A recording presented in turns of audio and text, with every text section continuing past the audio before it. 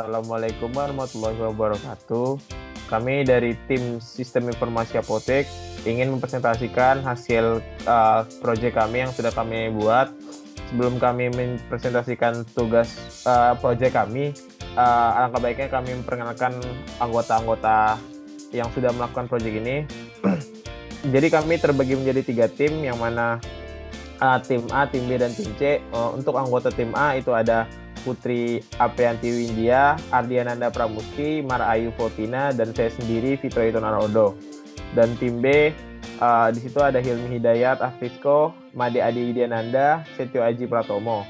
Dan tim C di sana ada Talasanil Rakazaki, Muhammad Alfi Saputra, dan Faisal Ridwan Siregar.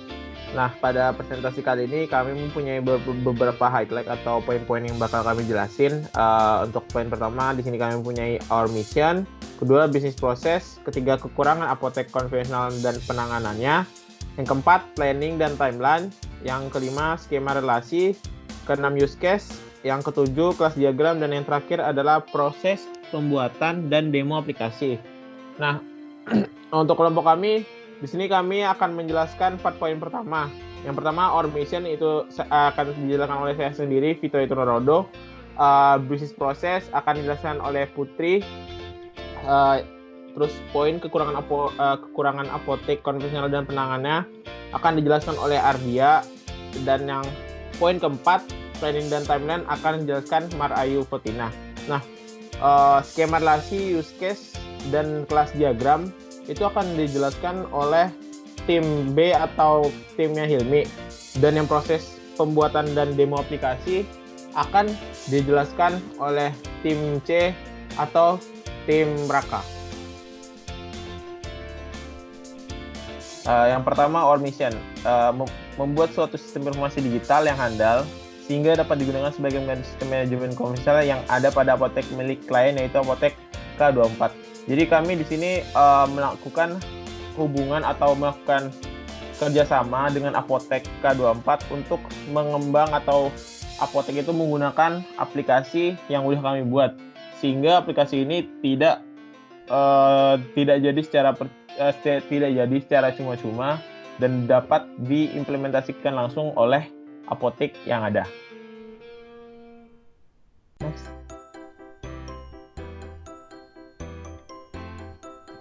Nah, untuk bisnis proses dari apotek sendiri, sebenarnya dalam sistem kita ini tuh ada 4 user yang penting, yaitu ada kasir, apoteker, dan manajer.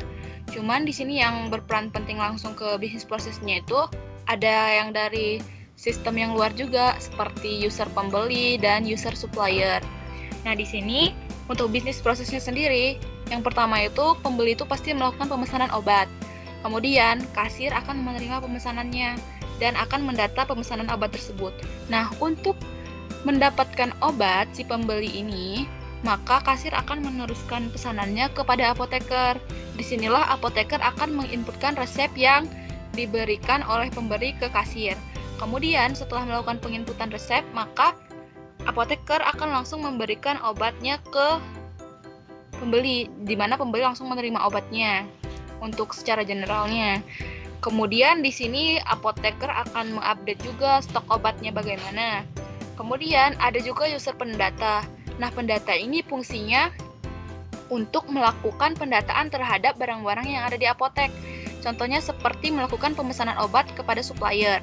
Kemudian supplier akan menerima pemesanannya dan mengirim pemesanan kepada apoteknya yang akan diterima oleh pendata sendiri. Kemudian setelah pendata menerima pemesanan, maka pendata akan mengupdate stok obat yang ada di apotek tersebut. Kurang lebih bisnis proses yang ada di apotek adalah seperti ini.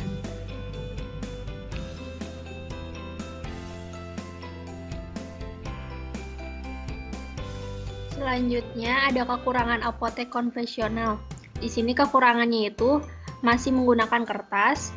Yang kedua, butuh ruang untuk menyimpan berkas. Yang ketiga, butuh waktu lebih lama.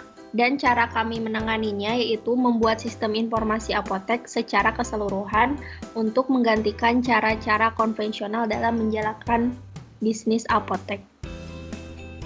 Kemudian untuk planning dan timeline-nya, Yang pertama itu kita melakukan analisis sistem selama 3 minggu. Di mana yang kita lakukan itu, yang pertama ada analisis kebutuhan dari klien, kemudian desain sistem seperti use case, specification process, dan desain database. Kemudian kita membuat dokumen SKPL. Yang kedua, kita melakukan desain aplikasi selama 2 minggu. Di antaranya kita membuat desain UI dan UX dan membuat dokumen DPPL-nya. Yang ketiga, kita melakukan implementasi. Yang keempat, kita melakukan testing selama 1 minggu. Yang kita buat adalah membuat list testing program dan melakukan testing pada program. Kemudian yang kelima, kita melakukan instalasi, yaitu selama 1 minggu. Di antaranya kita melakukan instalasi program, membuat dokumen user guide, dan juga kita melakukan pelatihan penggunaan program. Dan yang terakhir, kita melakukan maintenance dalam waktu sesuai kebutuhan yang diperlukan. Mungkin segitu presentasi dari kelompok kami atau timnya. Untuk presentasi selanjutnya akan dijelaskan oleh tim B.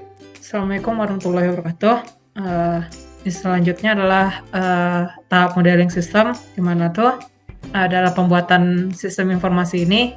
Kami mengikuti rancangan model yang telah dibuat sebelumnya, mana dalam rancangan model ini menghasilkan 3 buah diagram.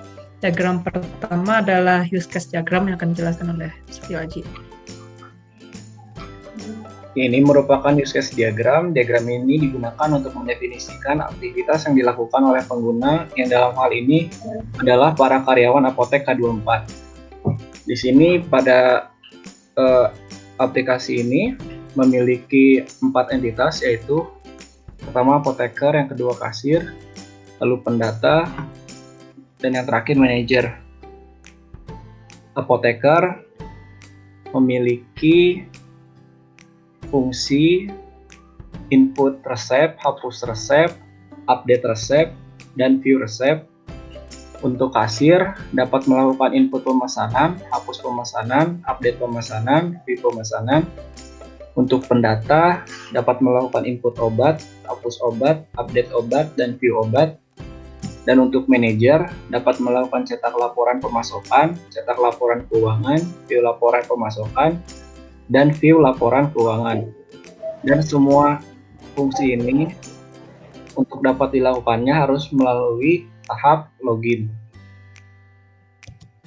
Untuk selanjutnya akan dijelaskan oleh Made.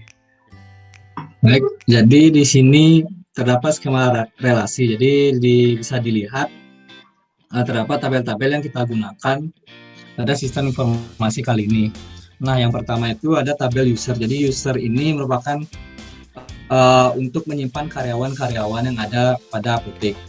Jadi untuk atributnya, untuk primary key-nya yaitu ID user, dan atribut yang lain yaitu nama, jenis kelamin, tempat lahir, tanggal lahir, alamat, nomor HP, username, dan password. Nah, setelah tabel user, di sini juga berhubungan dengan tabel akses. Nah, di mana akses ini itu digunakan untuk membagi hak akses tiap user seperti kasir, pendata, dan user-user lainnya seperti itu.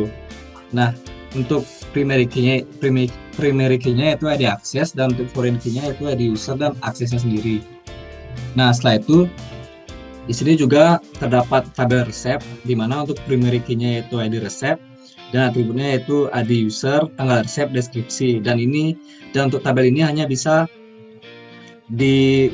dimasuki atau dilihat oleh apoteker. Nah, setelah itu di sini juga terdapat tabel pembayaran. Nah, jadi tabel pembayaran ini akan menyimpan transaksi yang ada di apoteker dan juga berhubungan juga pemesanan. Nah, pemesanan ini yaitu data-data obat yang dibeli, dan untuk pembayarannya itu disimpan di database pembayaran, di mana tabel pembayaran primary key-nya yaitu ID pembayaran, atributnya ID user, tanggal pembayaran, total, dan nama pesanan. Nah, sedangkan di pemesanan untuk primary key-nya yaitu ID pemesanan, setelah itu ada ID pembayaran, ID obat, dan jumlahnya.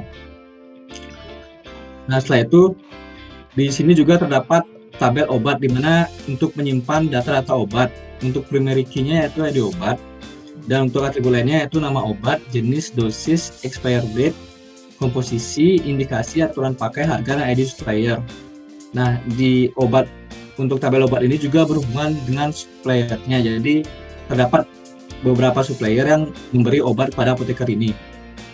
Nah, untuk suppliernya itu memiliki primary key yaitu ID supplier, dan atribut lainnya yaitu nama supplier, alamat, dan nomor telepon. Jadi ini skema relasi yang kita implementasikan pada sistem informasi kali ini. Mungkin itu, dan untuk selanjutnya terdapat diagram. Selanjutnya adalah kelas diagram yang akan dibuat. Selanjutnya adalah kelas diagram, mana dalam kelas diagram ini digunakan untuk menjabarkan segala hubungan antar objek dalam sistem operasi yang mungkin akan ada dalam sistem secara sistematis. Jadi dalam pembuatan sistem informasi ini terdapat beberapa objek seperti objek pendata, mana tuh terdapat fungsi-fungsi yang digunakan oleh para pendatanya. Lalu ada apoteker yang menyimpan fungsi-fungsi yang digunakan oleh apoteker. Selanjutnya adalah objek kasir, di mana juga menyimpan fungsi-fungsi yang dimiliki oleh objek kasir, dan si manager, yang mana itu juga menyimpan seluruh fungsi-fungsi si manager. Semua ini saling terhubungnya digambarkan dalam kelas diagram ini. Selanjutnya adalah penjelasan tentang proses tahapan pembuatan aplikasi ini. Pertama, proses pembuatan ini dibagi menjadi beberapa bagian. Pertama ada proses inisiasi, terus proses inisiasi ini juga bersamaan dengan pembuatan akun pendata dan akun manager bersama dengan prosesnya. Terus yang kedua ada pembuatan akun apoteker, yang ketiga ada pembuatan akun kasir. Nah, untuk pembuatan aplikasi ini desain kami gunakan itu diambil dari template desain SP admin 2. Terus framework yang kami gunakan adalah Coding-Reader, dan database yang kami gunakan itu MySQL.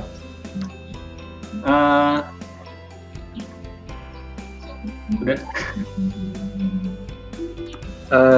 Lalu untuk user dari website ini ada 4. Pertama admin untuk operasional, ya, yang memegang semua akses di websitenya. Yang kedua ada pendata untuk mendata seperti obat dan obat. Lalu ada kasir untuk urusan transaksional, dan juga ada apoteker. Nah, selanjutnya langsung saja kami akan mendemokan website yang telah dibuat. Jadi halaman pertama itu seperti ini, adalah halaman login. Bisa juga create account. Jadi nanti pertama harus buat akun dulu, lalu admin akan menentukan role-nya. Jadi contohnya tadi saya sudah melakukan buat user. Ini contoh admin.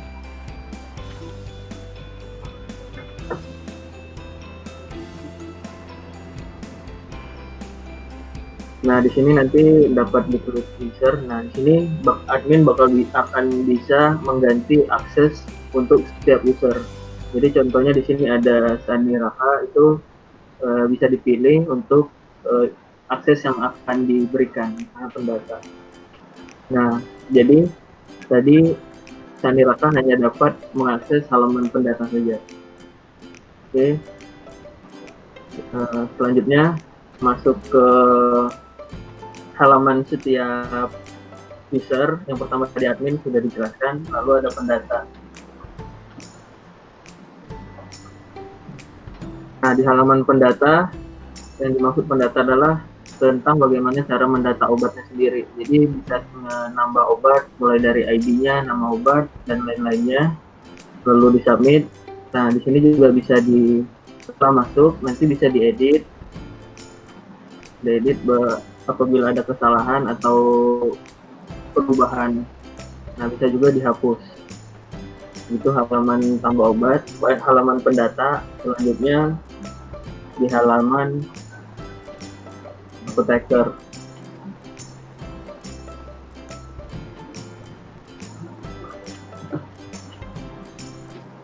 Nah, di halaman apoteker sendiri, yaitu apoteker bisa membuat resep. Nah, misalnya butuh resep baru dengan ID apa, ID usernya, lalu tanggal kapan, lalu description-nya apa. Nah, di sini juga bisa diedit maupun dihapus apabila ada kesalahan ataupun perubahan, bisa dihapus. Lalu yang terakhir itu ada halaman kasir.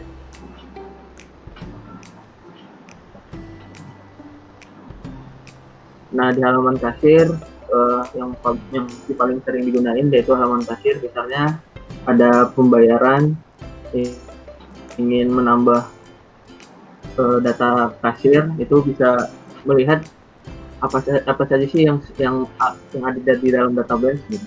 Jadi misalnya ini ada pembelian, salah satu pembelian yaitu pembelian 1.000 dengan jumlah yang berbeda gitu. Jadi misalnya sini pembelian paracetamol lalu bisa 1.000 jadi dibayar. Nah, datanya akan masuk ke sini tadi. Apabila ingin diedit, bisa diubah langsung ataupun dihapus.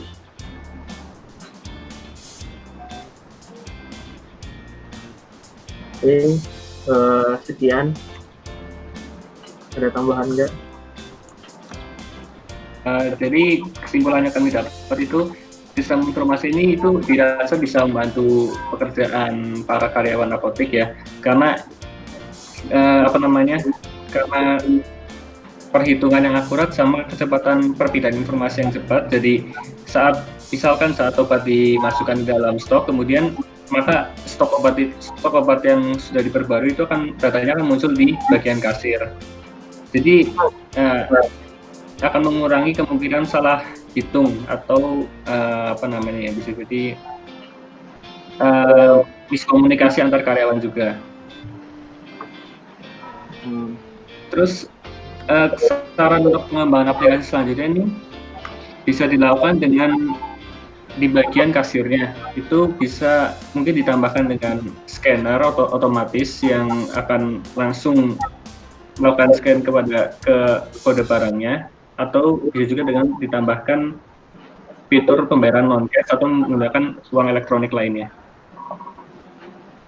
Jadi sekian presentasinya, lebih dan kurang mohon maaf.